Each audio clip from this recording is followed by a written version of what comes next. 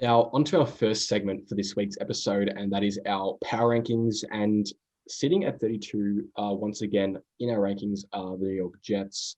The Giants are at 31, the Cincinnati Bengals are at 30, 29 are the Panthers, the Dolphins at 28, Lions at 27, Washington at 26, Jaguars at 25, Falcons at 24, who did drop a little bit, Emilian, after their capitulation against the Dallas Cowboys on Sunday. It was a pretty inexplicable loss. I know you had high hopes for the Falcons, and I asked you about them last week. Do you still think they're going to go 9-7 this season?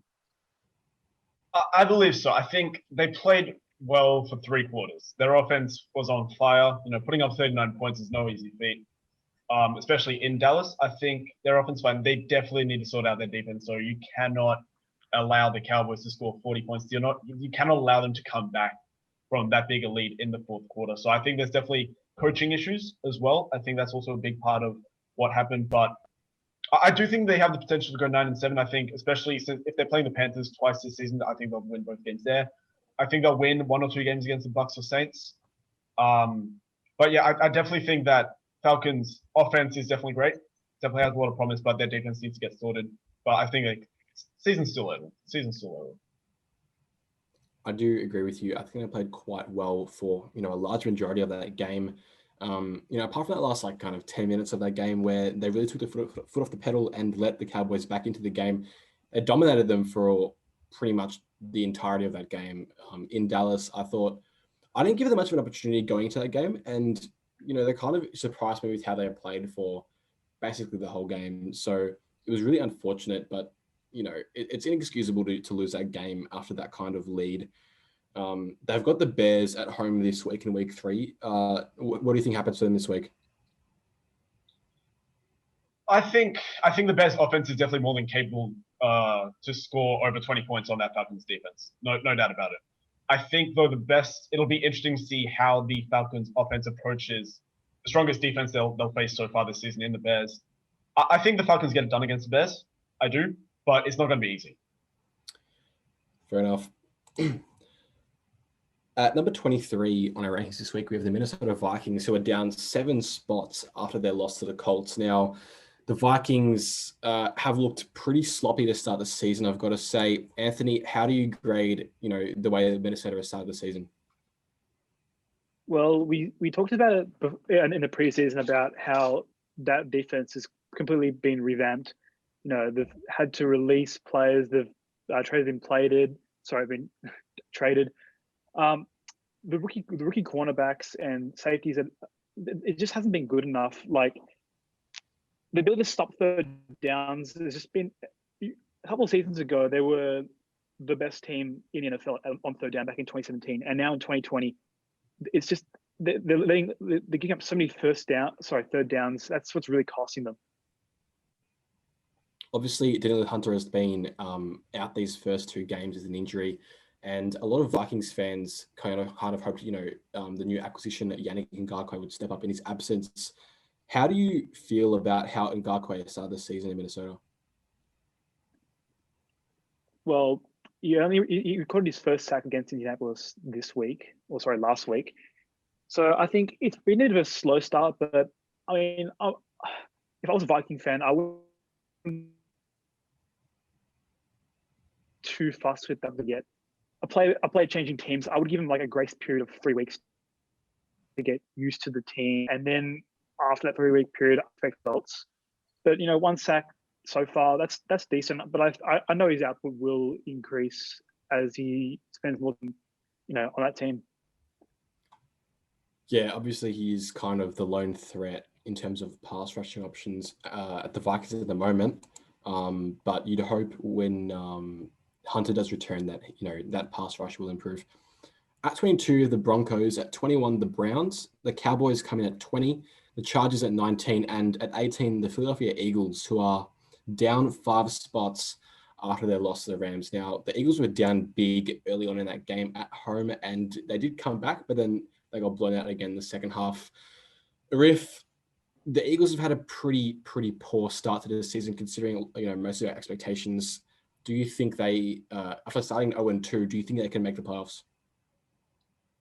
I think it's too early to write them off, especially since, as most years, they're suffering their fair share of injuries. I think if Carson Wentz can get going, which he still has plenty of time to do, they still have a chance to make the playoffs. They've played, obviously, they lost to Washington in week 1, but that's the only division game they've played so far. They definitely have a chance to scrape some ground back off teams like the Cowboys in the weeks to come. At number 17 with the Bears, who stay put after 2 weeks. And at 16, the Las Vegas Raiders, who are up 7 spots after their big win against the Saints. The Raiders were indeed really impressive against New Orleans on Monday Night Football, at the grand opening of Allegiant Stadium. Emilian, how impressed were you with Las Vegas? Well, obviously, I had them as my team to watch last week, so I didn't expect them to win. I definitely thought the Saints would win that game, but I was thoroughly impressed with how that offense operated. I'll get into this a bit later when I recap my team to watch, but Derek Carr looked great. Darren Waller looked great. I think the Saints defense just looked a little lost. They didn't really know how to cover Darren Waller, and the amount of third downs that the Raiders picked up was very impressive. Their defense looked pretty good. I think that the loss of Michael Thomas on the Saints definitely did. I think if Michael Thomas is in that game, the Saints win it, I think, with ease. Well, I do look forward to hearing your team to watch segment a bit later on. At number 15, we have the Texans, and at number 14, we have the Los Angeles Rams, who are up 4 spots after their win against Philadelphia. The Rams looked really, really, really sharp on offense, especially against the Eagles. They are 2-0 to start the season. I know we kind of had, tempered expectations on the Rams to start this season. We weren't sure if they were going to completely bounce back from a disappointing season last year, but they've looked pretty good to start the season. Anthony, how far, based on these first 2 weeks, do you think the Rams can go? I think, especially given all the injuries to like the teams like, the 49ers you mentioned before, I think that really opens the window for a team like the LA, which, they have that aerial threat game that I think it's returning to what it was in 2018 from what I saw against the Eagles. It looked very impressive. I think this opens the door for them to potentially get that, that third wildcard spot, or even secure the second wildcard spot and not even and be that 6th seed in the NFC. Because I know Philadelphia aren't the strongest of opponents at the moment with all their injuries, but I think what Jared Goff showed, using his tight ends like Tyler Higbee, he really proved that they can get back to 2018 form. They did look quite sharp, and at this point in time, they do look well placed, for a playoff finish. At 13, we have the Colts. At 12, the Arizona Cardinals. At 11, the Patriots. At 10, the Titans. The Bills come in at 9th. And at 8, we have the Pittsburgh Steelers. And at 7, we have the 49ers, who are down 3 spots, after all those injuries suffered against the Jets. Obviously, they got the win against New York in New York, and it looked pretty good doing it. But obviously, the injuries to come out of that game, do have the potential to be pretty catastrophic. Emilian, I want to know your thoughts on how you think Nick Mullins will fare in Garoppolo's absence. I think that he doesn't have to do too much for the 49ers to succeed, especially over these next few weeks. In the time Garoppolo's out, they've got a fairly easy schedule. So I think if Raheem Mostert, Tevin Coleman, and Jerick McKinnon can carry the load of that offense, if they run the ball well and effectively, I think Nick Mullins will be just fine. Obviously, he's a significant downgrade from Garoppolo, but if the 49ers can get back to that rhythm of limiting the quarterback's throwing attempts and just control the clock, get the ground game going, I think the defense is still strong enough to help out as well. So Nick Mullins, I think, will definitely do as a backup should do. He won't do too well, but I don't think it'll harm the 49ers all that much over the next few weeks. Obviously, they've taken a massive hit on defense, but they've also taken a hit on offense with Garoppolo out. George Kittle was already out, and it does look like running back Raheem Mostert will miss at least a week with an MCL sprain. So maybe we see a little bit more of Jerick McKinnon against the Giants. At number 6, we have the Green Bay Packers, who are up 4 spots after their win against Detroit. Now, obviously, we don't know how much stock to put in, a win against the Lions at home, but the Packers did certainly look quite impressive doing it, as they did last week when they dropped 43 on the Vikings. two, division wins for the Packers. Guys, how much stock do we really put into these two wins?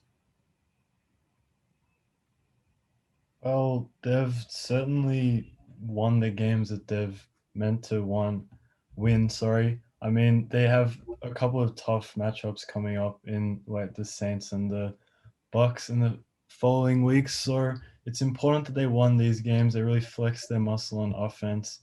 Aaron Jones is picking up right where he left off last season. Obviously, in the offseason, we really berated them for their lack of action or noticeable action in free agency and obviously the draft where they didn't pick a receiver, but it seems to be working for them for the moment. So we'll see how they go. As you mentioned, they do have some, 50-50 games coming up, against the Saints and Buccaneers. Do you think they get the win over the Saints this week? I'm not sure, honestly. I think the Saints will be really disappointed with how they fared on defense against the Raiders. It's certainly going to be a good matchup, but they'll be looking for revenge. I still think I think the Saints will win, honestly, but it will be very close. I agree. The Saints definitely will want to bounce back after a pretty disappointing outcome against the Raiders. Into our top five now, and we have the Saints at 5 still, despite their loss on Monday Night Football. At 4, we have the Buccaneers. At 3, we've got the Seahawks, who have made a small jump after their, impressive win against the Patriots.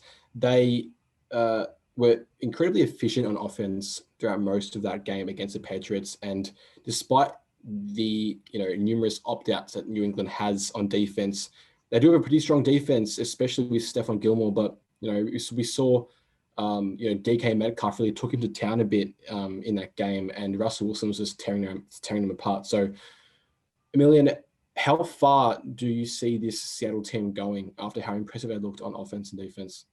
I mean, as you know, I did predict them to win the division and go all the way to the Super Bowl. And honestly, it looks that way right now. Right now, I think they're the strongest team in the NFC West after all these 49ers injuries.